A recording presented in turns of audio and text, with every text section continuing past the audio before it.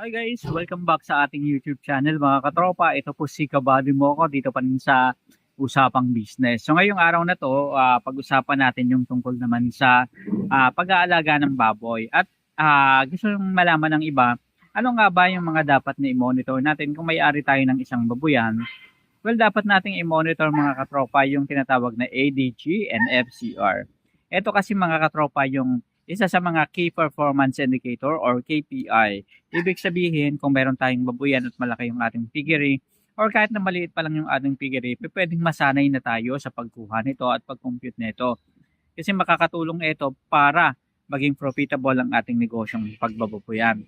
Ibig sabihin lang nito mga katropa, maliban sa ilang bagay, operational factor na pwede nating makontrol, is pwede rin nating malaman kung kikita ba tayo sa ating negosyo ng pagbabayan, and ito yung mga bagay na pwede nating kontrolin or pwede nating dagdagan kung kinakailangan para at least mas mapabilis natin ang pagpapalaki sa ating mga alagang baboy.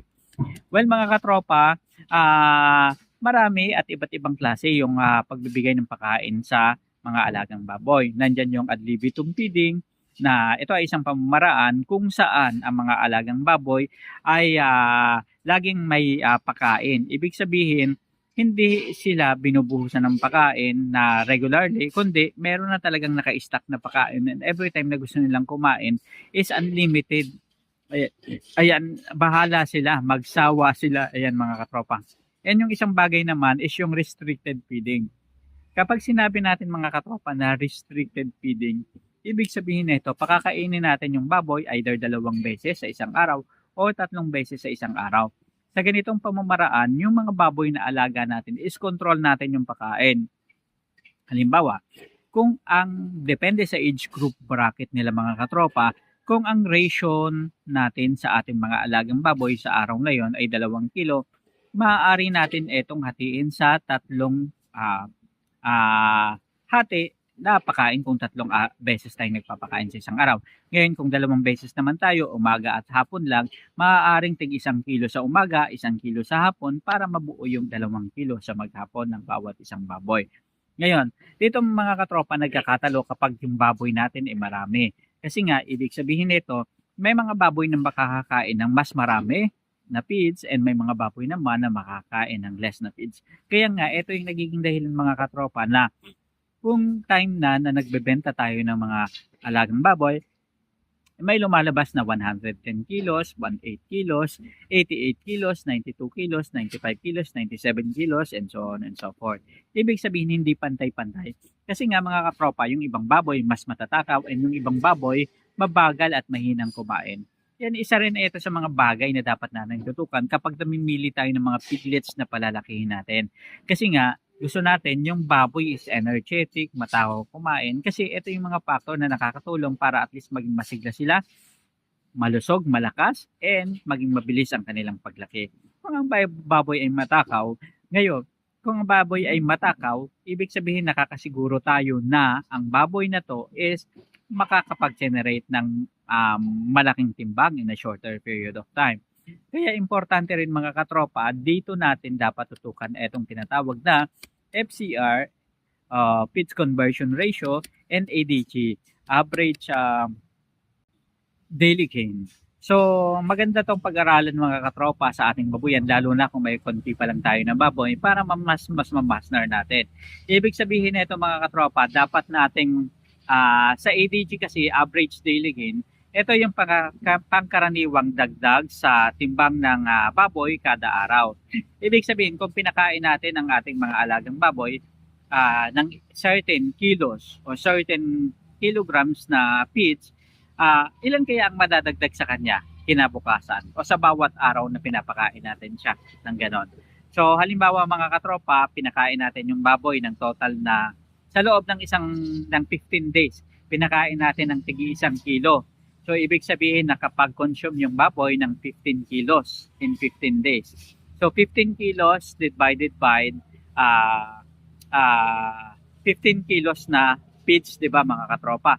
Ibig sabihin yun, para makuha natin ang average daily gain, kung tigwa 1 kilo ang pinapakain natin araw-araw and in 15 days, and halimbawa, nagtimbang ang baboy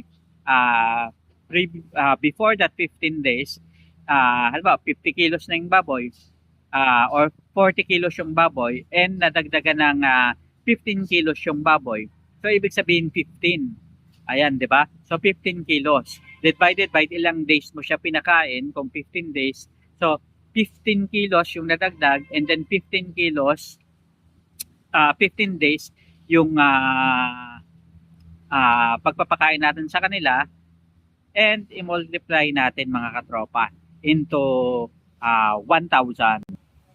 I-multiply pala natin mga katropa into 1, and ibig sabihin yung baboy is nagtitimbang ng nadadagdagan yung weight niya ng 1 kilograms. So depende yan mga katropa sa ilang kilo ba yung pinapakain ninyo and ilang kilo ba yung nadagdag sa inyong mga alagang baboy sa panahon na pinapakain nyo sila ng ganun karaming feeds. And dito natin makikita mga katropa kung gaano ba ka-effective yung pagpapakain natin and gaano pa ka-effective and kaganda yung feeds na pinapakain natin sa mga alagang baboy natin.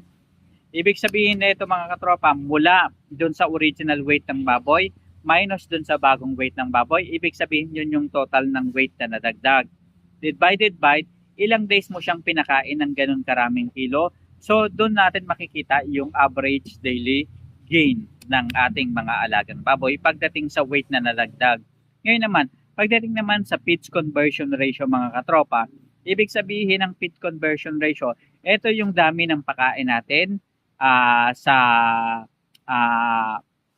mga baboy, and ilan naman yung nadadagdag na timbang o bigat at kapag hinatin natin etong dami ng pakain sa ating mga alaga. Halimbawa na lang mga katropa, dami ng nakain ng baboy. Halimbawa, ang total ng napakain sa baboy is 30 kilos. Ayan. Tapos, ang total ng bigat ng baboy mga katropa is 15 kilos. Ayan. So, 30 divided by 15, ibig sabihin 2 kilos yung feeds conversion ratio ng ating mga alagang baboy. Kapag pinakain natin siya ng ganun karaming feeds, kapag kinonvert natin yon sa nagigain ng ating mga alagang baboy, ibig sabihin, kung ganun karami yung napakain natin, nadadagdagan yung ating mga alagang baboy ng 2 kilos ng 2 kilos. Ayan. Para mas maintindihan nyo pa mga katropa yung tungkol sa feeds conversion ratio and then average daily gain, mas makakabuti mga katropa na i-search nyo sa internet or magbasa kayo para at least mas maintindihan yung mabuti. Kasi ito yung mga bagay mga katropa na mas makakatulong sa inyo sa pag-aalaga ng baboy, lalong-lalo na kung gusto nyong kumita ng malaki. Kasi importante ngayon mga katropa na sa pag-aalaga natin ng baboy, dapat kumikita tayo and dapat alam natin kung paano kontrolin yung mga factors na maaaring makaapekto para kumita tayo sa ating negosyong pagbabayan. So mga katropa, sa mga susunod na mga vlogs natin, pag-usapan naman natin yung ibang bagay tungkol sa pag-aalaga ng baboy. Ang tinitingnan natin dito sa episode natin ngayon is tungkol sa commercial factor or commerciality and profitability pagdating sa negosyong baboyan. So yun lang mga katropa, maraming salamat sa pagsama sa atin ngayong araw na to. Isa na namang kwentuhan dito pa rin sa Usapang Business Politics. Hanggang sa muli, maraming salamat, paalam.